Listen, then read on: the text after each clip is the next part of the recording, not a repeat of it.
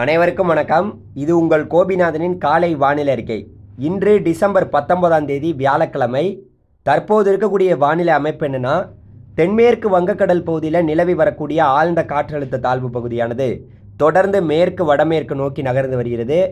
அடுத்த 24 மணி நேரத்தில் ஆந்திர கடலோர பகுதியில் இது நிலவக்கூடும் அப்படிங்கிறது எதிர்பார்க்கப்படுது.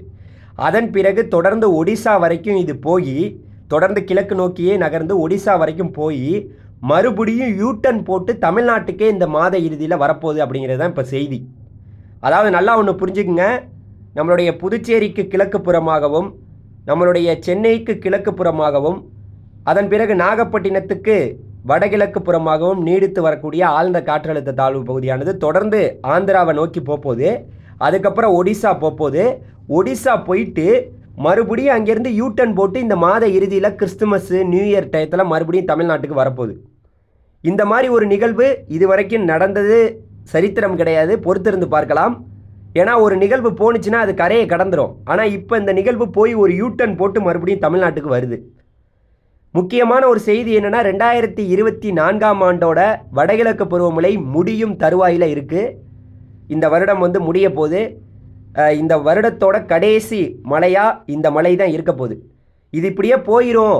இது போய் அந்த பக்கம் வெஸ்ட் பெங்கால்லையோ இல்லை ஒடிசாலையோ இல்லை அந்த பக்கம் மியான்மர்லேயோ கரையை கடந்துரும்னு நம்ம நினச்சோம். ஆனால் அது நடக்க போகிறது கிடையாது. இது போய் மறுபடியும் யூட்டன் போட்டு தமிழ்நாட்டுக்கே வர்றது போல் தெரியுது. இந்த செய்தியை நான் உங்கள்கிட்ட சொல்லிக்கிறேன். முன்னாடி நம்ம சொன்னோம் பார்த்தீங்களா, இது மியான்மர் போகுது, இது வெஸ்ட் பெங்கால் போகுது, இது பங்களாதேஷ் போகுதுன்னு சொன்னோம்ல, ஒடிசா போகுதுன்னு. ஒடிசாவுக்கு போக தான் போகுது, ஆனால் போய் மறுபடியும் யூட்டன் போட்டு தமிழ்நாட்டுக்கே வருது. அது மாதிரி தான் தற்போது இருக்கக்கூடிய செய்தி காட்டக்கூடிய செய்தியாக இருக்குது. இதன் காரணமாக மாத இறுதியில் மீண்டும் தமிழ்நாட்டில் பருவமழையானது தீவிரமாக இருப்பதற்கான வாய்ப்பு இருக்குது.